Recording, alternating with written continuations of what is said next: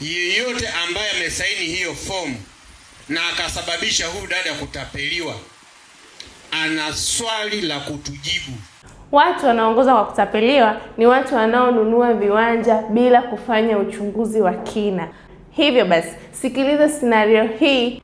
Mjumbe ambaye tulipelekwa na tulielekezwa na majirani pale hakuwa yule ambaye tulimkuta mwanzo. Kwa hiyo katika kufuatilia pale ndio tukaja tukagundua kwamba tuliuziwa eneo la mtu, na tulipompigia muhusika yeye akawa anasema kwamba eneo ni la kwake.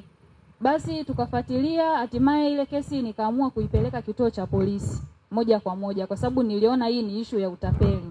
Na Ulinunua shilingi ngapi? Shilingi milioni 5. Ulinunua wapi? Nilinunua Kinondo.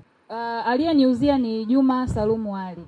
Na hii dokumenti ya makabidhiano ilisainiwa na mjumbe wa serikali ya mtaa anaitwa Abdalla Ramadhani Gombero. Sasa siku ya 3 baada ya mauziano nilifika pale kwenye eneo na fundi kwa ajili ya tukapeleka tengeneza sehemu ya kuweka niliwapata kwenye huo mkataba walikusainia pia wenye viti. Limeuzwa mara ya pili. Alisaini huyo mjumbe wa serikali ili uanze kujenga lazima upate kibali. Tukaenda kwa mjumbe. Kwa niliwapata kwenye huo mkataba walikusainia pia wenye viti au?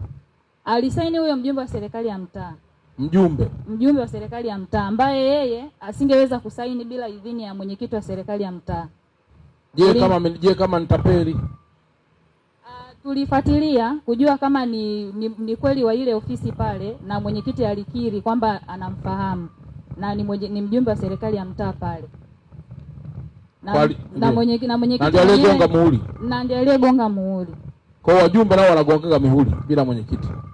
Yaani alikuja na karatasi imeshagongwa muhuri tayari. Kwa hiyo nilidhani huenda mwenyekiti tayari ndiye alikuwa ameshagongea muhuri. Yaani hili ni tukio lililopangwa kwa kifupi. Kwa nini?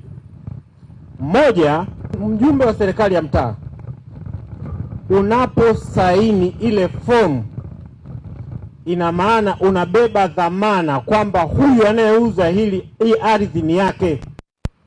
Umewekwa pale kwa sababu wewe ni mwenyeji wa lile eneo. Kama mtu anauza humjui, unamtilia mashaka, hutakiwi kusaini, unatakiwa kugoma. Kwa sababu hii ardhi inamilikiwa kiasili. Ndio maana mkurugenzi, kabla ya kuanzisha chini, mko pamoja na hii jamii, mnajua kabisa ardhi hii ni ya nani. Ndio maana mkurugenzi, kabla ya kuanzisha hati, anataka nyinyi mnaoishi na hawa wananchi mthibitishe hii ardhi anayeuza ni ya kwake, hii ardhi anayeomba kupimiwa ni ya kwake. Kwa hiyo Mheshimiwa RC, hapa yeyote ambaye amesaini hiyo fomu na akasababisha huyu dada kutapeliwa ana swali la kutujibu.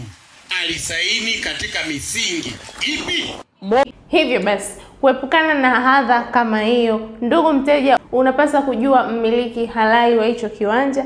Pia unapaswa kujua matumizi yaliyopangwa kwenye hicho kiwanja. Bila kusahau, unapaswa kujua kiwanja hicho kama kimeshawahi kukutana na mgogoro wa aina yoyote au ni cha urithi. Kupata huduma zote hizo, karibu sana Lapex Properties kwa huduma za ardhi. Tunawapenda sana.